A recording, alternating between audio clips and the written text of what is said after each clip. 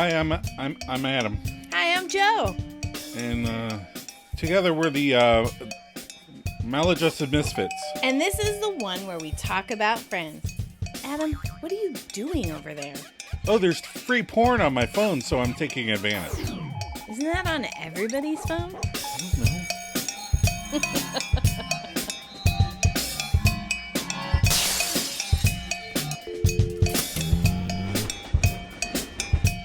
I don't know. Welcome, Misfits, and hello to any new Friends fans that have stumbled across our podcast. Every week we rewatch the next episode in sequential order because that makes the most sense. And we break it down And look up trivia. and give our own maladjusted take on the whole triplet-bearing episode. We try and make each other laugh. And fingers crossed, one of you two.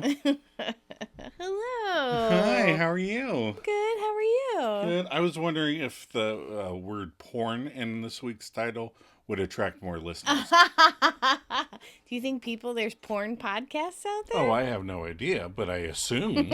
I just think that people randomly searching might be like, Ooh, the one with the free porn. Right. This has free and porn in it. No, this is not what I wanted. These people are nuts. What are we doing this week? This week we're doing the one with the free porn. Duh. What is our IMDb episode plot? Chandler and Joey discovered that they're getting a free porn I almost said porno. A free porn channel on their TV. Monica encourages Ross to tell Emily that he loves her just before she leaves for London, and Phoebe gets a shock when she visits her OB-GYN. That's almost as bad as IMDb. Our episode director is returning last week's Michael Lembeck. Michael Lembeck. Yeah, so prior to Friends, he directed several episodes of a show called Love and War. Ooh. It's a comedy about a woman running a bar in New York City while maintaining a romance with an egotistical opinion columnist. Would not have guessed that, but okay. Yeah. Starring Jay Thomas. Okay. Annie Potts from Ghostbusters. Ooh, nice. Adam Goldberg. Nice. Hal Landon Jr. Perfect. Bill's dad or Ted's dad? Ted's dad? Oh, yeah. Yeah. Ted's dad. Yeah, okay. And Joanna Gleason, who plays Kim, Rachel's future boss at Ralph Lauren. Oh. Yeah, so it has people that are Friends related. Yeah. We had two new writers this week. Okay. Yeah, Richard Goodman did the teleplay-by, Okay. who also wrote for Veronica's Closet and Wizards of Waverly Place. Oh. But this is his only episode of Friends as a writer. He was like, there's no wizards in it? Well, I'll You know, do one. We had such strange kids that they didn't watch a lot of Nickelodeon or TV or... I mean, No. I came home one day and the boy kid was watching Jaws with you and he was only 4. All right, let's not tell that right now. So his justification was, we watched the making of it first. We did watch the making of it. The story by credit goes to Mark Kunith. He'll be back in seasons 8, 9, and 10. Nice. But he also wrote episodes for Veronica's Closet, and he wrote, produced, and directed a movie called The Girlfriend Experience, Right. which may have been the story that was happening on the free porn TV. Right. When was our original air date? The original air date was March 26, 1998. That weekend we saw the re-release of Grease, starring John Travolta and Olivia Newton-John as Danny Zuko and Sandra Dee, respectively. Weird. I didn't even know they had a re-release. I'm stranded at the drive-in, branded a fool. Keep your day job. And we saw the addition of the Newton Boys, a Richard Linklater flick that shows the story of the Newton Gang, the most successful bank robbers in history, owing to their good planning and minimal violence. Starring Matthew McConaughey, Ethan Hawke, Skeet Ulrich, and the Vincent D'Onofrio. Did we even see that? I think I saw it on DVD after it came out, but it's been forever ago. I don't remember much about it. But if it's Richard Linklater, we should probably watch it again. Sure, I'm down. And then we had U.S. Marshals with Tommy Lee Jones and Wesley Snipes. It was kind of a meh sort of sequel to The Fugitive. Yeah. Tommy Lee is back as Samuel Gerard, and his team are with him, but sadly no Dr. Richard Kimball. Not Fugitive without Harrison Ford. Right, that's because it's called U.S. Marshals. Are you ready for some trivia? Trivia, yes. I'm Okay. buckled in and ready to go. We often said that friends, writers, creators need a book of baby names, right? Mm-hmm. Yes. Because when Phoebe is at her OB-GYN, the doctor's name on the tag says Dr. Oberman, right? Right. That's the same name as Carol's OB-GYN in the one with the sonogram at the end in 1984. And also the 100th episode in 1998 has a male OB-GYN with the same name. Wow. They just use the same tag over and over. It's Dr. Oberman. Of course it is. Longtime porn star Ron Jeremy can be seen on the TV in the background on the free porn. I thought that was him. Oh, yeah. So Joey mentions the really hot pizza delivery girl. Do you think this is in reference to Caitlin, whom Ross tries to flirt with in the one where Ross can't flirt? Could be. Yeah, maybe. They could be setting up Caitlin Oberman. This episode was skipped during repeat runs in the UK because the clips featured on Joey and Chandler's TV and the porn references were considered unacceptable Censorship. for the time of day Friends was aired. Recent reruns on Channel 5 in the UK are edited to avoid shots of the porn on the TV. The not porn? Yeah, because really all you'd see is that gross guy getting his chest Yeah, shaved. and people unbuttoning guys' shirts. Yeah, Like, and then it's some... soap opera levels of right. pornography. It hasn't gotten to the porn. Chandler mentions watching In and Out and In Again, which is a reference to the 1997 comedy film In and Out, which starred Tom Selleck, Yeah. who plays Richard Burke. Yes. It was And he such was a good out. movie. He was out in the movie. Then I did a little looking up or deep diving on Toblerones. Oh, okay. I've never had one, have you? Yes. A Toblerone? Yeah. Oh, okay. So it's You got me a little one. a little one. Because I think it has nougat in it, and I don't like nougat. Well, I do. A Toblerone is a Swiss chocolate brand owned by Mondelez International, originally Kraft Foods. Until 2022, it was produced exclusively in Bern, Switzerland. Nice. When a smaller, limited part of the portfolio began production in Bratislava, Slovakia. Nice. Toblerone is known for its distinctive shape as a series of joined triangular prisms Yes. inspired by the Matterhorn mountain. Oh, that's what that's supposed to be. That's fun. And then in 2016, they tried to trick people. Uh-oh. The 400 gram and the 170 gram bars in the United Kingdom were modified to have 2 peaks removed and larger gaps between the peaks, Ooh. which reduced the cost of making the bars by cutting the weight by 10% Right. to 360 grams and 150 grams, while retaining the same package size and retail price. Yeah. Other sizes weren't affected, but the change was not well received, with one member of the Scottish Parliament calling for government action, damn it, over the change. And in 2018, the bar reverted back to its original shape and the 170 and 150 gram bar was replaced. Nice. Yeah. Isn't Wow. that fun? Got the government involved. Contrivances involved with the Toblerones. Don't mess with my chocolate. There's just certain things you can and you can't mess with. All right, what were your episode reactions? Well, I always love it when Frank and Alice stop by, you know, and they get a fun surprise. For sure, So that's nice. And Phoebe's sweet in this one. And I even like that Chandler and Joey get bored with the porn. I mean, you have to rehydrate sometimes. Oh my God. And I don't think the start of Ross and Emily's doomed relationship would not have been as cute if not for Monica's relentless optimism. It's a higher than average episode, but not in the super great section. I really like it. Yeah, I agree. It's fun. Watching Ross and Emily start their relationship that we know is doomed, frankly, from the first time they met. Sorry, I got carried away. Again, I'm all good with these episodes because it leads to the real relationship of friends, Chandler and Monica. Oh. Phoebe is sweet, and there is a funny cut line of Frank's coming up later. Yep. But overall, good. Not super great, but good. Yep. Are you ready for some favorites? Yeah. Joe, what's your favorite line? I was tied, but I'm going to go with this one. Okay. When Monica gets all flustered and yells at Chandler, "It's not over, you're over." He's like, Yeah. good one.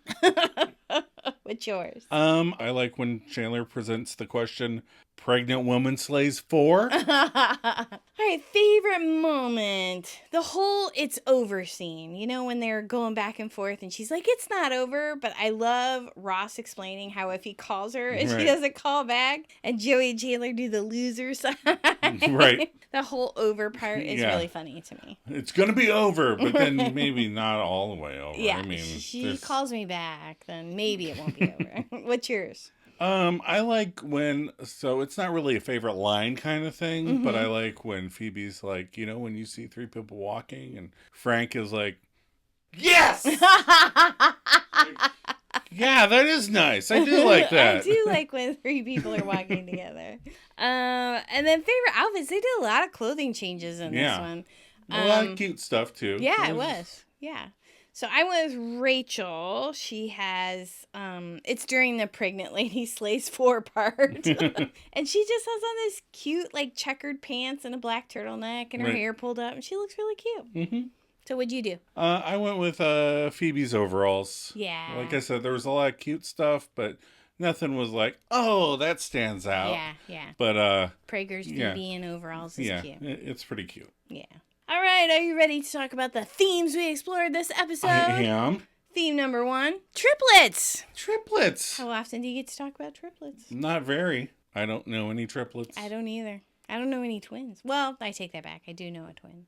A twin? I know half a set of twins. I know half a set of twins. I know the one sister, but not the other. And theme 2, free porn. That's right.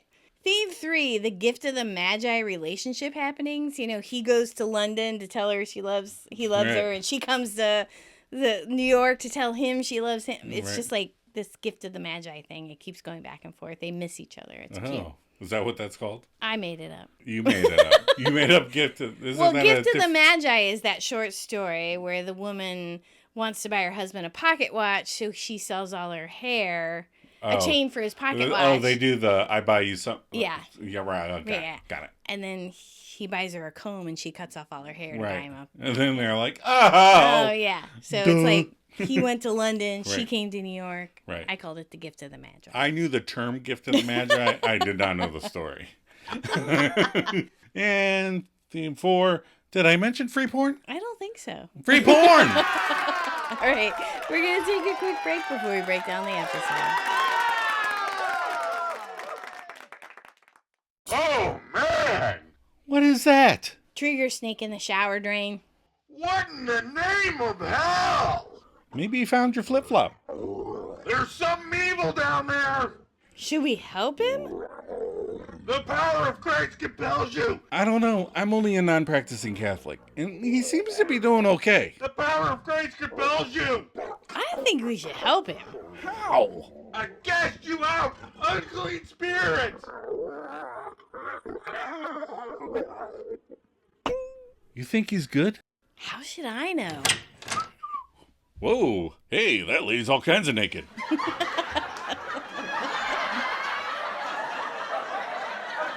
We're back. We're back for the episode synopsis. We have a cold open starting at Chandler and Joey's big apartment. Chandler is sitting crisscross applesauce in his chair watching TV as we begin to hear Trigger in the bathroom yelling, "Oh man!"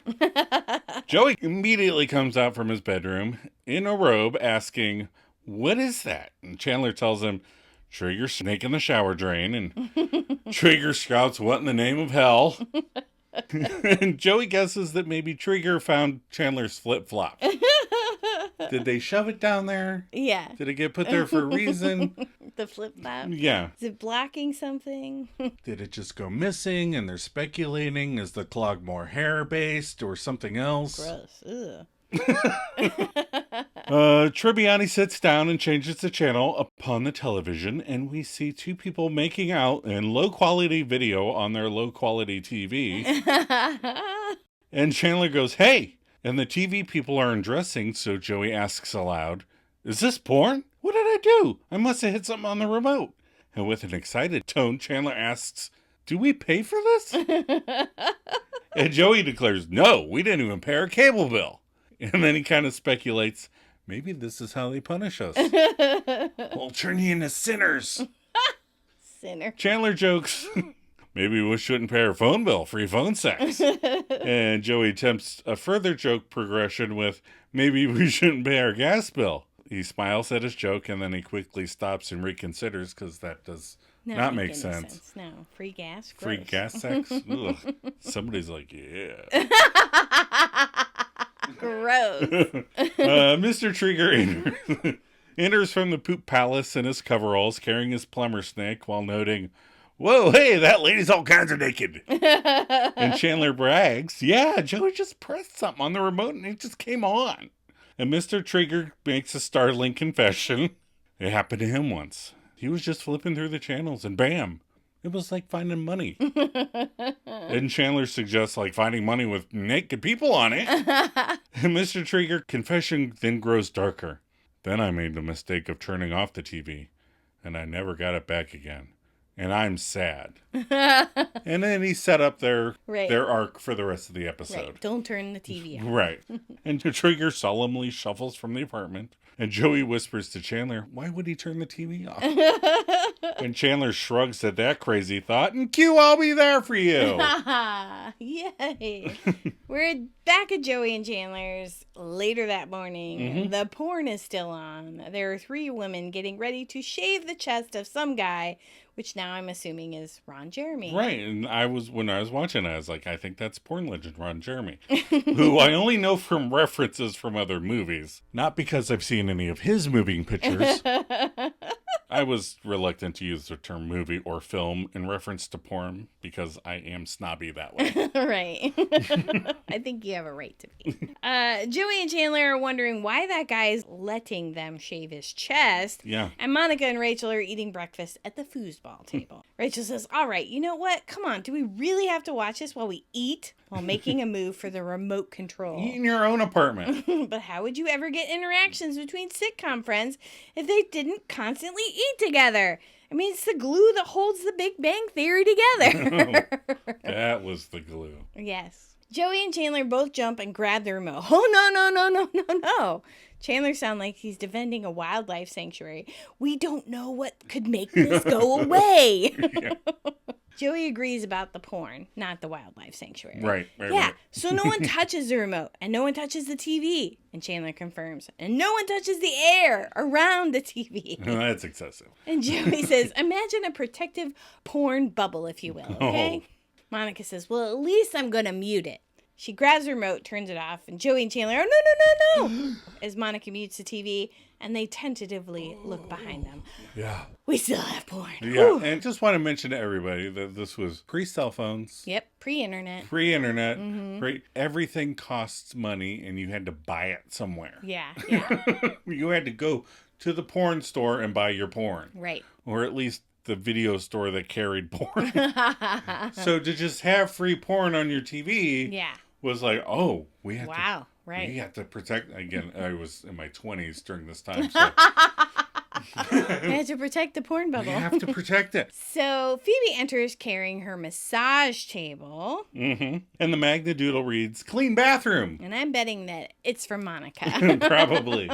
So Mon greets her and Rachel asks, honey, what are you doing? That's too heavy. Phoebe agrees, yeah.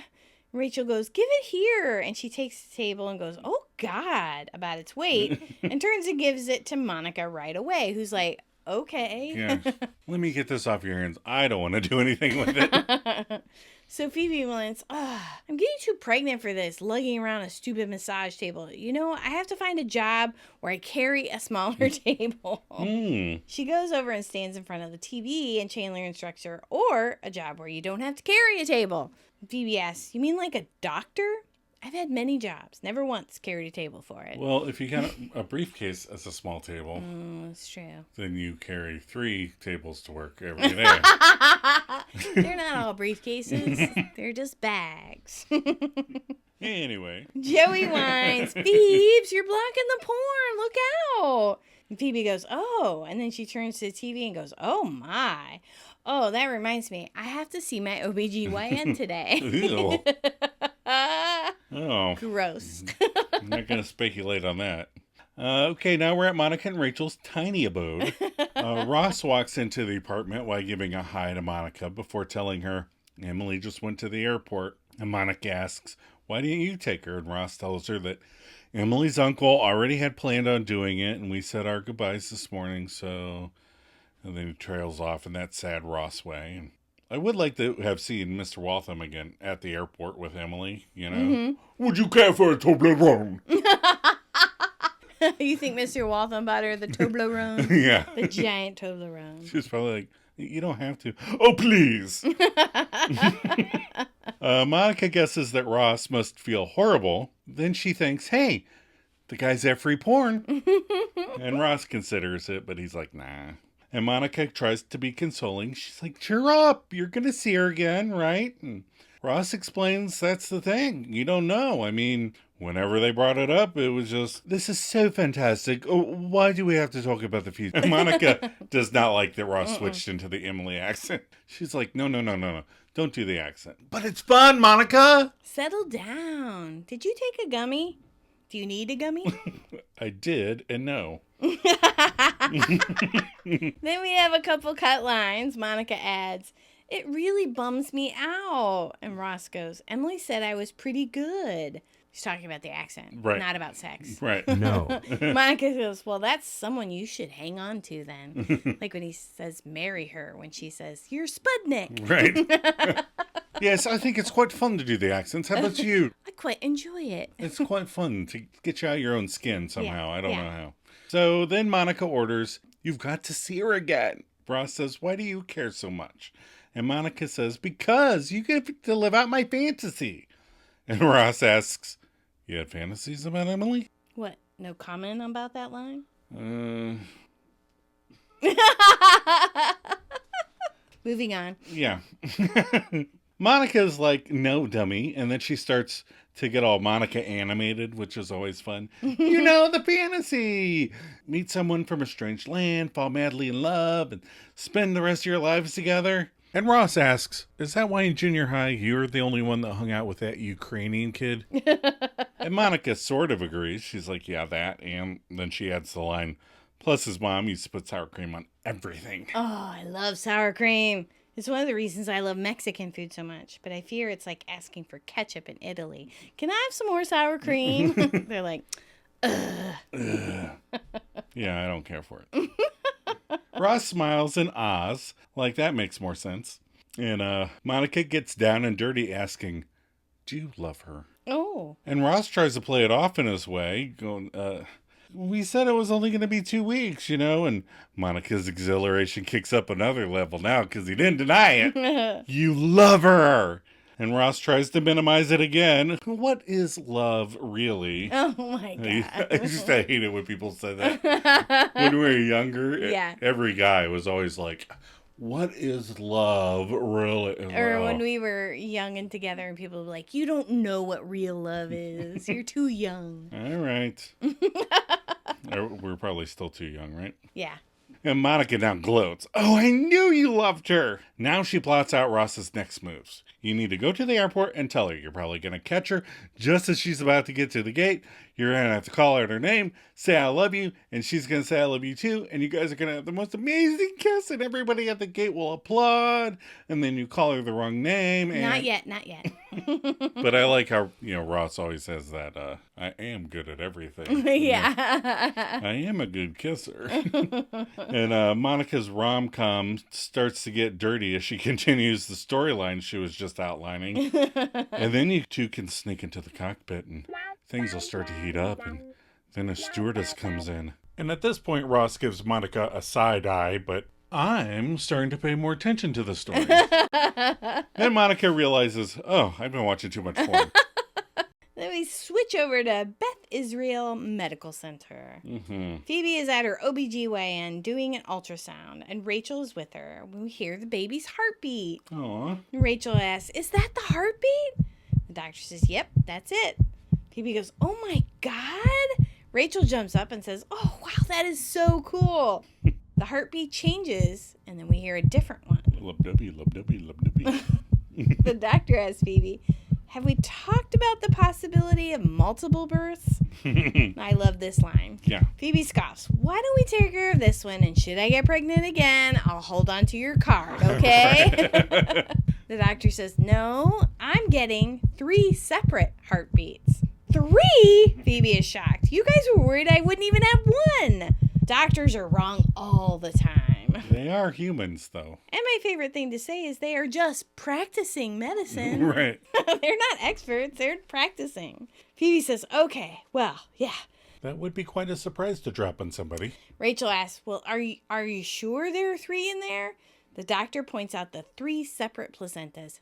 Definitely. Uno, dos, tres. Phoebe goes, oh my God, oh my God, oh my God. So I mean, in a few months, I'm just going to have 3 full-grown babies just walking around inside. Oh, it's going to be like one of those long rides where they just come shooting out. That is a goopier kind of Splash Mountain. The doctor nonchalantly says, actually, giving birth to 3 babies isn't that different from giving birth to 1. I like this line, too. Oh, what do you know? I do love it when she says it. Yeah. She's so mad. Yeah. Then we have a couple cut lines. Phoebe asks the doc, have you ever had triplets? And the doctor has to admit, no, I'm sorry, I haven't. And then Phoebe turns to Rachel and admits, oh, I'm going to use this a lot. As will the rest of us fans. All right, so now we're at Central Perk. Phoebe is there waiting to tell Frank and Alice the triplet news. And Frank Jr. and Alice enter the perk, and Alice yells, oh, Phoebe, and she runs over and hugs Phoebe's tummy tum-tum before asking, so how'd it go at the doctor's? You think they would have gone with her. I know. I thought that was weird, too. But they wanted the separate scenes, I guess. I don't know.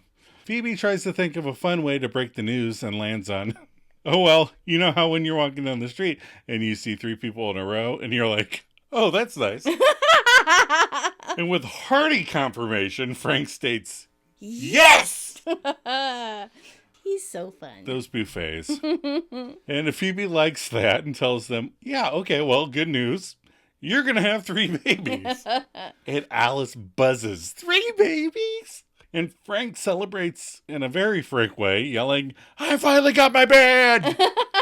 Alice is giddy and pulls the other 2 into a hug as she bounces, we're going to have a big family. I always wanted to have a big family. And Phoebe's beaming now, admitting, oh, I'm so glad you guys are happy. I was afraid you could be all freaked. And Frank is happily confused. Why would we be freaked? Phoebe explains as she sits, no, it's because, it's hard to raise them and the added expense. And the 2 sat down now and they are starting to work out the real world implications of the news. It's just becoming clear to them, Yeah. And Frank's now getting it and goes, oh, and Alice goes, right. Phoebe is now regretting that she brought up telling that to them. And goes, no, back to happy. And Alice rationalizes, no, it's going to be fine. Because I teach home ec.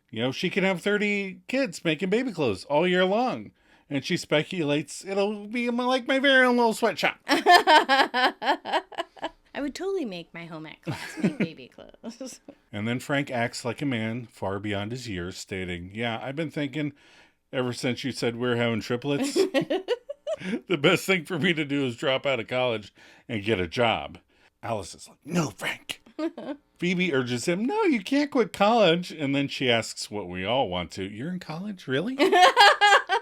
And Frank admits, yeah, refrigerator college. Because when they found out they were going to have a baby, he figured, he should have a career. And he loves refrigerators. And Phoebe platitudes at him, you can't give up on your dream.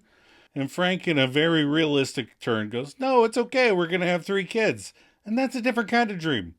3 kids and no money. That was almost your favorite line. That was almost my favorite line. 3 kids and no money. We're back at the airport set. They fixed it up from when Chandler went to Yemen. Yeah. And the ticket agent says over the PA, this is boarding call for flight 009. And Ross shouts, Emily! And Emily hugs him and says, oh my God, what are you doing here? Ross goes, I just had to see you one more time before you took off. And Emily kisses him and says, you're so sweet. I want to see you take off. Ross points out her giant Toblerone and says, that's a big candy bar. And then he switches gears and says, I had the most amazing time with you. And Emily agrees, me too. This is the final boarding call for flight 009. And Emily goes, well, that's me. They smooch it up real nice. And Emily says, here, have this. She gives him the candy bar. I'm only allowed one piece of carry-on anyway. Ross goes, wait, listen, I have to tell you something, okay? I've been thinking. I'm just going to come out and say it, okay? I think I love you. I think I love you, but what am I so afraid of? And Emily says, oh, and they hug, and she goes, thank you, and turns and boards the plane, leaving Ross with the giant candy bar, to which he replies, that's no problem. It's all good. Now we're back at Chandler and Joey's. CB and JT are there with both M and RG. That's Rachel Green, not Ross Geller. I won't use the initials anymore. Okay. They're sitting hanging around the foosball table eating popcorn. And I don't know if you noticed, but Mon throws popcorn at Chandler and he misses. She misses. He tries to catch it, you know? And then Joey throws popcorn at Chandler and he's not even paying attention. But he throws it anyway and it sails right past his head and they just keep on going. It's so funny. Like they were throwing popcorn to each other and Matt LeBlanc is like, here's some more popcorn. And Chandler's not even looking at him. And it goes right past his head, and they just keep on with the scene. It's so funny. It's funny. I'll have to watch out for that. I didn't see that. So Rachel is singing, bow chicka wow wow. And then she asks, what is that song? It's been in my head all day long. And Chandler knows what it is. It's the theme from Good Will Humping. Rachel's a little grossed out that she was singing it, and I think that Chandler could recognize it. Yeah. And Rachel smugly says, you know who doesn't even like dirty movies? My boyfriend Joshua. And Joey is very unimpressed, says, yeah, right. And Rachel insists, no, he told me he prefers to leave certain things to the imagination. What does that mean? And Chandler then postulates, oh yeah, did he say that he thought some of the dialogue was corny and then he actually found it funny and not sexy? And Rachel is impressed with Chandler's new soothsaying abilities and says, yeah, yes. And Joey breaks the news to Rachel. Yeah, he likes porn. Even Monica's like making faces like, come on, Rachel. Rachel runs over to the door to leave. And we see that the Magnadoodle now reads, knock, knock. Who's there? Porn! Aww. And Monica asks where Rachel's going. And Rachel tells Monica, I'm going to find out if he really thinks supermodels are too skinny. And as Green leaves, Buffet enters. Rich gives a hey, Phoebes. They all hey before Monica asks how to go with Frank and Alice. And Phoebe informs her amigos Frank had to quit college because his super fertile sister is going to have 3 babies. And Phoebe now has a new focus, to make a lot of money really fast. And she has an idea that she wants to talk to Chandler about because he works for a big company. And she asks him, insider trading, what information is there that you can give me? And Chandler expresses that they don't really talk to us about that kind of stuff, but I can get you some free whiteout though. Oof. So how would I explain whiteout? So in the olden times, we used to type not into computers, but directly onto the paper. And when you typed an old-timey keyboard, metal wands with letters on them would pop up and hit a ribbon of ink, and that would imprint onto the page. But there was no backspace, so if you messed up, you'd have to take this little container, kind of like nail polish, but white and thick and dull, and you'd brush the stuff onto the page of the word that you misspelled or whatever. And then you'd have to blow it dry, back up the typewriter, and then type your word correctly over top of it. And hope that you didn't get it out of alignment where the word didn't line up anymore. Right. Yeah. On my first day at my new job that I just recently started, there was a brand new bottle of whiteout in my desk. For what? For what? I have a computer. What would you, how would you even use it? I don't know. Even if you printed something out, you wouldn't white out over it. No, I just fix it and print it out again. I know it sounds like we just made all that stuff up, but that's what we used to do. So now at this point, Ross Geller enters, and Monica Geller gets all excited. Oh, did you do what I said? Did you tell her? He did. What'd she say? Thank you. Monica's still giddy and not quite understanding, responds with, you're totally welcome, what you say. And then Ross has to clarify. She said thank you.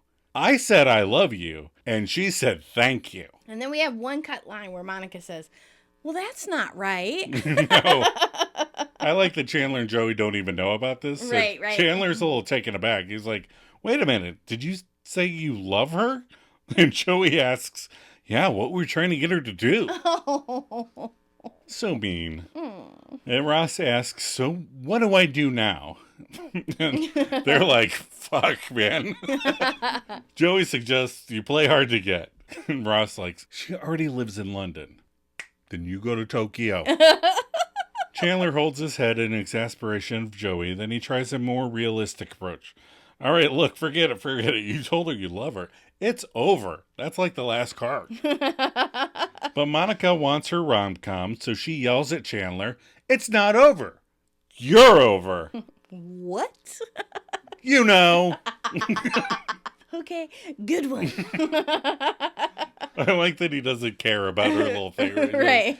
All right, whatever. But Monica explains rom-com theory. It's not over because she's going to call you and tell you that she loves you, and there is a reason why she couldn't, and it's because her feelings were so strong and you scared her. Now go home and wait for her to call. Again, no cell phone. Nope. If you were waiting for a call, you had to just go and wait. Right. By the phone. And she's like, go. And Monica starts pushing Ross out the door. And Ross relinquishes as he's heading out. But he stops and goes, okay. But if she doesn't call, it's definitely over. And then he loses some steam. And he adds, well, unless eventually I call her, just to see what's going on. And she says she'll call me back. And then she doesn't. Then It's over. it's over. And that's when Joey holds up his fist as if to say, stand your ground. And Chandler gives him 2 thumbs up. Joey even adds, way to be strong, man. And Ross appreciates the support of his friends as he heads out, but once that door closes, Joey changes to the loser forehead sign thing that we used to do. Anyone still do that? Losers. Ooh, good one. High five. So now we're back at Monica and Rachel's. Chandler and Joey enter, having just woken up. Rachel goes, hey. Chandler goes, hi. Listen, can we watch cartoons on your television? We need a porn break. We spent the last 2 hours watching In and Out and In Again. Oh, the boys were watching some bisexual porn together. That's cute. Rachel goes, well, so why don't you just turn it off? Chandler goes, because then we would be the guys who turned off the free porn. Then we have a couple lines. First, Rachel explains, yeah, but that's not what you'd go by. Right. The guys who turned off free porn wouldn't be on their business cards. It might go in their permanent file. Oh, that's true. Yeah. And then Joey explains, Rach, look, I'm going to have a kid someday, okay? And someday that kid's going to ask me if I ever turned off free porn. I don't want to have to tell him that I did. And Monica asks Joey, did you ever ask your dad that? And Joey tells her, I don't want to talk about it. I think that would have been funnier if it had been Chandler. Yeah, because of his weird history. Yeah. So Phoebe enters carrying a case and says, oh, good, you're here. Okay. And Rachel asks, well, what you got there? Rachel puts on her saleswoman voice. Oh, this? Well, I'm glad you asked. She opens the case and removes a knife and a soda can. Now, don't you hate it when you have to cut a tin can with an ordinary steak knife? Oh. She efficiently cuts this can in half. Ah, now I know what you're thinking. And then Chandler quips, pregnant women slays for? Monica asks Phoebe, they didn't make you pay for those knives, did they? Which would be our first question to the boy kid. Right. Phoebe goes, no. Monica goes, are you sure? Phoebe goes, no. No. Rachel tells Phoebe the harsh truth. Honey, you're not going to make enough money to help Frank and Alice just by selling knives. No. Phoebe agrees, no, I know that. But I just have to make enough for my second part of my plan. Oh, this plane's got steps. What's the second part of your plan? Chandler asks. And she goes, my Saturn dealership. Oh, man, I already explained Whiteout. I don't think we have time to explain a Saturn dealership joke. All right, the short version is Saturn was a kind of automobile from 1985 to 2009. There was a big hoopla, and it wasn't worth it like some other type of automobile now. Oh, slam. Chevy. All right, now we're at Ross's bedroom. Ross is on a wicker stool of his wicker chair and stool set next to his bed. And he is slumped over onto the bed, so he's on and off the bed, and he's fallen asleep. And his landline rings and wakes him up. He stares at the phone a beat. you know, when you have to phase in a speech mode Right. from being asleep. Do you want to explain landlines too? Ugh. Your cell phone just, it's Had like, a wire. pretend you're charging it all the time. Right, and you can only go as far as the cord is. Right. Then he finally answers with a calm and standard hello. And Emily says, Ross. And Ross is excited to hear her. And he responds, Emily, hi, how was your flight? It was dreadful, she confesses. I felt terrible about how I acted when you said those wonderful things. And then I gave you my Toblerone. And then I was hungry on the plane. Ross comforts her. No, that's all right. I'm just glad you called. And Emily shifts her voice into that bad news tone that everybody has. Yeah. Ross, there's something I've got to tell you. There's someone else. Someone inside your house? You startled me, jump. But Ross, upon hearing there is someone else, asks for just a bit of a clarification. Does that mean the same thing in England as it does in America? Fingers crossed it doesn't. So we're over to Chandler and Joey's. And Ross goes, she doesn't know which one of us she wants. Me or this Colin guy? Colin's been abducted. Oh, I love space. So then we have a couple more cut lines. Ross continues, I told her when she figures it out, give me a call. Maybe I'll still be around. And then Chandler wants to make sure he understands by asking, okay, just so I know, when you say still around, you mean like you still might be in a relationship still around? Or still around like you died waiting for the phone to ring? And then Monica starts with, oh, but it was so right.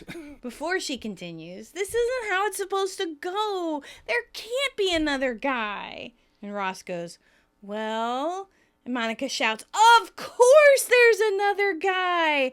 This is even more perfect. Now you have to prove your love. I'll prove it like a theorem. Ross protests, I'm not proving anything, okay? I'm done listening to you. If I hadn't let you talk me into going to the airport in the first place, I never would have put my fist through the wall. Huh? Chandler queries, you put your fist through the wall? Ross says, no, there was a dog looking at me. Oh. No, I missed and hit the door, but it opened really hard. Oh. I've done that. Monica instructs him, you have to go to London. Ross is like, what?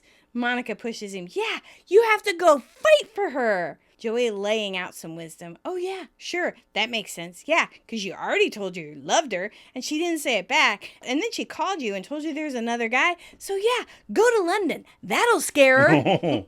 Monica asks Ross, when Rachel was with Paolo, what did you do? Ross whimpers, I made fun of his accent. Spaghetti. Said, no, you sat back and let him have her. You didn't fight at all, am I right? And then another cut line as Ross adds, I just told you I made fun of him behind his back. Spaghetti. And then realization hits him and he goes, oh, I see. Monica asks, do you want the same thing to happen with Emily? Ross goes, no. Monica goes, all right, then go fight for her. Then just a couple quick lines here that are pretty gross. Monica notices the porn on the TV and goes, whoa! And Joey looks at the TV and comments, it's like a snake pit. O.M. Cthulhu. What was on the TV? No wonder the UK cut these scenes. Well, I can tell you it was probably on the screen. No. Monica says, that could be you and Emily, as she points to the on TV. That, but nicer. Just go to London. Ross says, really? And all I'm thinking is the disposable income these 20-somethings have to jump on the next flight to Yemen and London with? Right. I mean, my God. But honestly, he would have to fly to Manchester because Right. she really lives in Shropshire, Right. not in London, Mhm. and take a train from Manchester to Shropshire. And the airfare today would cost us $1,800 each way if we left right away. Right. $1,200 if we waited until Monday. I didn't price out the train tickets. I figure we'll just call Lucy R to come pick us up when we Right. get there. Hear that, Lucy? We're coming to London. So after that, I'm still unclear as to whether she lives in London or Shropshire. I think she currently lives in London, but she's from Shropshire. I think maybe that's what... I don't know. Either way, it's a big pain in the butt. Yeah. It's a long flight. It is a long flight. My butt hurt after. TMI, Joe. Monica keeps pushing Ross. Come on, surprise her. Show up at her doorstep. Don't let her go without a fight. Ross agrees, but he gets into that peer pressure stuff and says, all right, I'm going to do it. Monica gets excited. All right. And Ross goes, I'm gonna go to London and I'm gonna fight for her. And Monica goes, okay, good luck.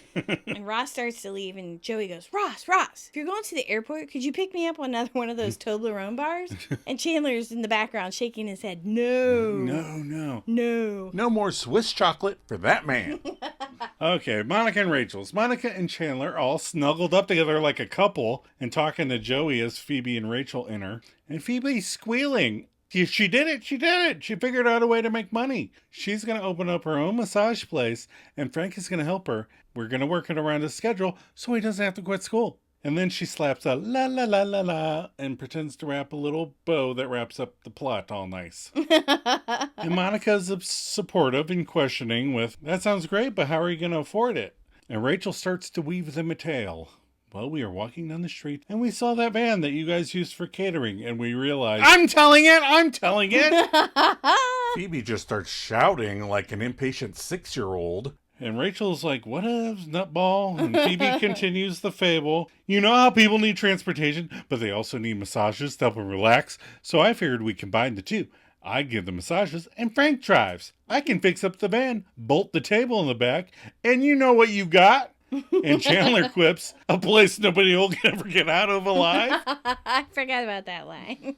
And Phoebe says, no, think about it. It's a taxi that people take when they need to relax. It says, Relaxy taxi. That's right. Rachel just interrupts Phoebe and Phoebe is mad. The name was my favorite part.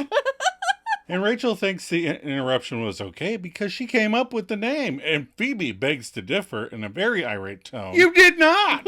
Oh no, you came up with Relaxy Cab. That's not good.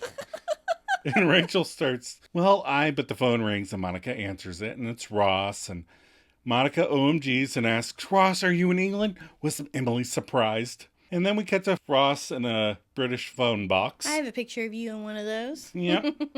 And Ross answers, no, because she hasn't come home yet. And she hasn't been home all night. She's obviously staying with that other guy. And I'm a stupid moron who spent a whole night outside her stupid apartment with stupid rain on my head. That was a little excessive, but... You're excessive, Joe. Then there's cut lines. Ross hits a window of the telephone booth, and Monica goes, what was that? Ross goes, I put my fist through another wall. Tell the guys. Okay, then Monica asks, all right, then when's the next flight out? And Ross tells her about 4 hours. And Monica makes more of his plans for him. Okay, just stay there for a couple more hours, and if she doesn't show up by then just come home. And then there's another cut line where Monica goes, oh, because I just remembered there's a girl at the restaurant that would be perfect for you. Mona? Maybe. Phoebe tells Monica, tell him about Relaxy Taxi and ask him if he thinks it's better than Relaxy Cab. And Rachel points out, it's not Relaxy Cab, it's Relaxy Cab, like taxi cab. And Phoebe realizes, oh, that is better. She was so indignant about it. All right, we're back at Chandler and Joey's later that same night. And another cut scene. This episode is cut line galore, isn't it? It is. Jeez. Joey and Chandler are playing a card game as Monica emerges from the water closet. Is that what it said? As being British. Got it. Chandler asks of Joey, did you have any 8s? And Joey answers him no. But Monica looks at Joey's cards and pulls out an 8 and hands it to Chandler. And Joey stares at Monica. There's a knock on the door and Chandler answers it to reveal Emily standing behind it. Oh. Chandler, confused, turns around and says, are we in London? And Monica asks, what are you doing here? You can't be here.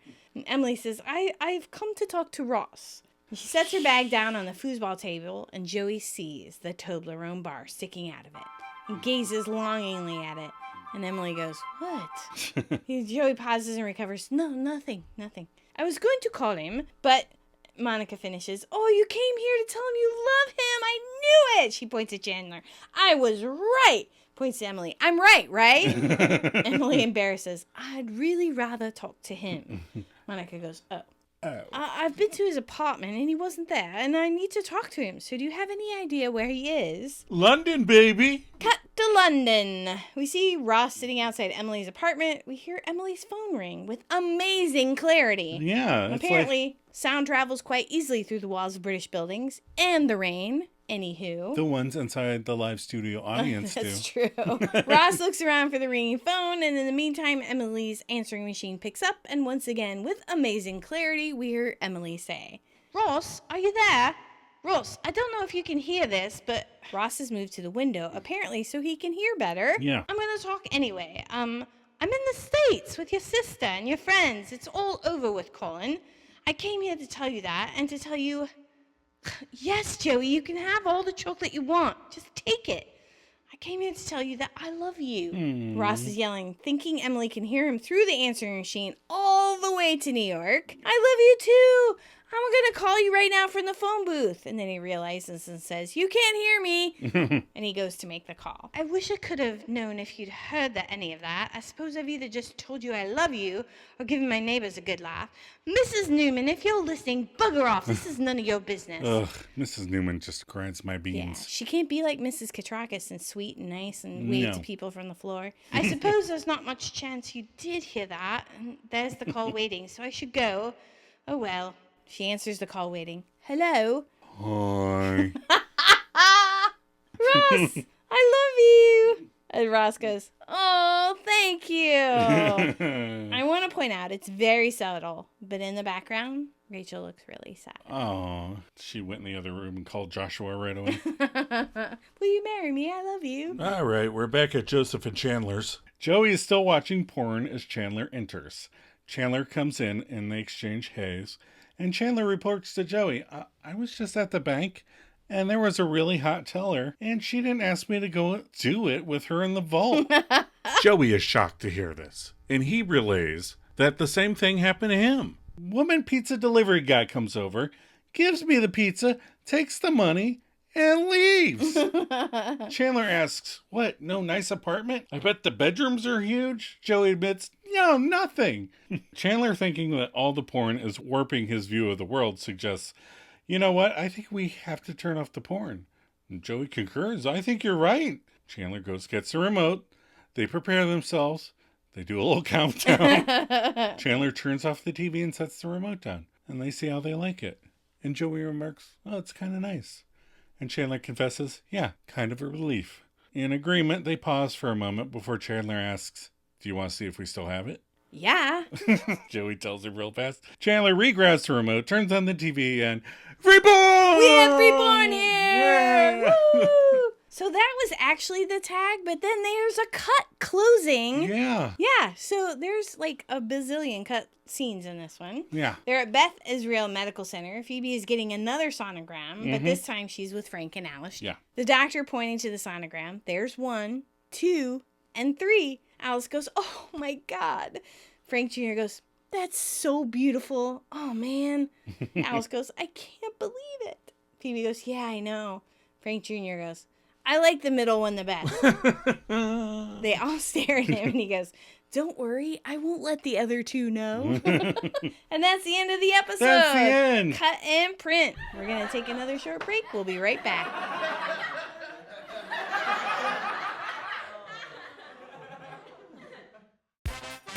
We all know New York City can be a stressful environment to live in. You could be walking down the street and then all of a sudden it's like, oh man, my massage just canceled and I cannot find a cab. Well, not anymore. Now you can call Relaxicab. Relaxicab will pick you up on your way to your destination. You'll receive one of my licensed massages, including focuses on petrimassage, myofascial release, and aromatherapy. Yeah, and all while I drive you around safely in New York City traffic. Hey Phoebes, where's Wall Street? Shush! Okay. We can take you anywhere in Manhattan, because Brooklyn's too far. Call yourself a Relaxicab today. Yeah!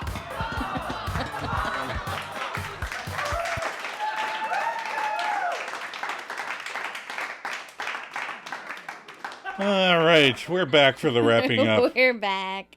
Adam, what did you learn from this episode? Okay. I learned that Monica is the puppeteer of the group. And Ross is willing to just dump a bunch of cash on what is essentially a fingers crossed type scenario. And the boys kept the porn way longer than I would have. I like movies. Yeah. I enjoy actual movies. I learned that they realized it was not as fun as it seemed it would be. And you're right. I learned that Ross is crazy and will do whatever his sister tells him to. Yeah. I would be like, I'm not flying to London. Not going to happen. What are your final thoughts? I wonder why Relaxicab was never realized. Aside from it being dangerous and impractical, why did they give up? Because they never follow through. Oh, no, yeah, we never see it happening. She has the twins and then... She has triplets. There's always the one that's not really it. It's like the twins and then the other one. Frank's favorite. Yeah.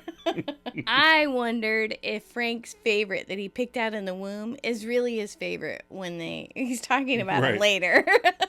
Well, he seems to like all of them, right? He does. He thinks they're all cute. Yeah. All right. What was our sweater vest tracker? Well, I'm just going to cut to the point. We held strong at 2. Yep, we're still at 2. But no further progression. And then as far as our Magnadoodle tracker, first it says clean bathroom. Yes. Which we think was written by Monica. Mm-hmm. And then it says, knock, knock, who's there? Free porn! Free porn! So what's our IMDb rating for this episode? It is 8.5 out of 10 stars with 5,500 ratings. All right. We have a review from Ben T. Ooh. I know, a new person. Nice. So they wrote in, great episode. Absolutely love the scene in the airport when Ross tells Emily that he loves her, and she says thank you. And then his mimic back to Monica when he tells her, and he was like, what'd she say? Yeah. Thank you. Thank you. No, he says, was priceless. He thought that was really funny. The whole story was very good. They had a great idea to make Emily come to New York again while Ross was in London, and her having to leave a message while telling the neighbors to bug her off was very funny. Yes. And we find out that Phoebe is having triplets. Can it get any better? Yeah. Too bad that Frank needs to quit his refrigerator college. Lisa Kudrow is just great in the scene where they tell the rest about the Relaxicab. She is so animated. Right. And when she's like, you did not! Right. He just thinks that's hysterical. And a little joke about the free porn wasn't too bad. It was funny, and there wasn't too much of it, so it didn't get old and boring. Overall, good episode. Good episode. Yeah, so thanks, Ben T. Thank you, Ben. So what's next week's episode? The one with Rachel's new dress. Ooh, Spin the Bottle one was a good dress. So, give us a synopsis. Well, Ross gets all Ross when Emily goes to London with Susan. Phoebe gets to name one of the triplets. What will she choose? Aww. And Rachel models lingerie for Joshua's parents. Who is really Matthew Perry's dad. So, Yeah. Yeah. Are you ready for some maladjusted content? Sure. All right. We watched a lot recently. Yeah. Yeah. So we watched Heads of State, Yeah. which was Idris Elba and John Cena. Yeah. It was funny. Yeah. It was a funny. little Saturday afternoon fun movie. Yeah. The action it's very, very PG-13. Oh, yeah. Very kind of over the top, but still with... Very minimal carnage. It looks like a cartoon to me because things blow up. And I love Idris Elba when he's like straight but funny. Yeah. He tries to pretend he's above it, but he's Right. really goofy and funny. Yeah. And I like him. And John Cena was really good too. Yeah. He's fun. And then we watched a TV show, and I know it's not called Avenue Q, but I couldn't remember what it was called. Department Q. Department Q. I was close. Yeah. And what platform was that on? Netflix. Netflix. And it's Scottish? Takes place. Yes, it takes place in Scotland, but it's a Scottish Edinburgh Police Department, and it's a really good mystery story. Yeah. 8, 9 episodes? Not bad. Yeah, 9 episodes. But they're about like 45 minutes, almost an hour long each. I liked it. I thought it was really good. Very, very British detective work. Matthew Good is the main character, and I've always liked him. But the Brits are very good at their detective series. Oh my gosh, yeah. They really are. And then we watched Jerry Maguire, just a little throwback to the 90s. Because it was on sale and we bought it. Mm-hmm. And that was fun. Yeah, show me the money. Yeah. And then last night we watched a really good movie because I love murder mysteries. So I said I wanted to watch one. And so we watched Neighborhood Watch. Right. And it was really good. Yeah, another Jack Quaid movie. Yeah, Jack Quaid. I feel like we're doing a Jack Quaid commercials. Jack Quaid and Jeffrey Dean Morgan. Yeah. But it was really good. I enjoyed it, and it was a good mystery, and the ending was really cute. Yep, agreed. We both cried at the end, so it's really cute. But it's a murder mystery. Mm-hmm. It's a mystery. People get murdered, but that's not the main story. Yeah. So, we really enjoyed it. Yeah, so it was really good. It was like that on that edge between a straight drama and a little bit of comedy in there. Yeah, it was a little bit there were funny. some light moments, so it wasn't as funny as I thought it was going to be from the trailer. Right. Which I was kind of glad because they kind of took everything a little more serious. Yeah. You know, the character-wise. Right. But if you like Jack Quaid and you like those mysteries, they're solving a crime, check it out. It was really good. I enjoyed it.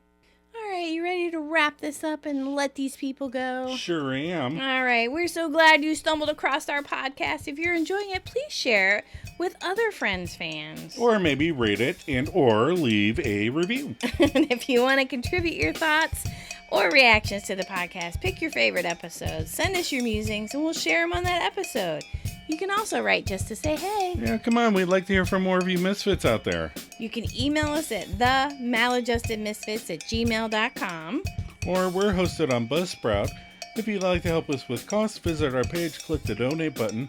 Or you can also send us fan mail through Buzzsprout. Lots of ways to talk to us. Do any of those, and we'll give you a shout out on the show. That's right. Like Ben T. Check us out on Facebook and Instagram. You can follow the links in the show notes. The pages are called The One Where We Talk About Friends. Also, don't forget, we have a store on TeePublic. If you have a friend shirt you've always wanted to send us your idea. Yeah, Joe, you ready for a cup of coffee? Always.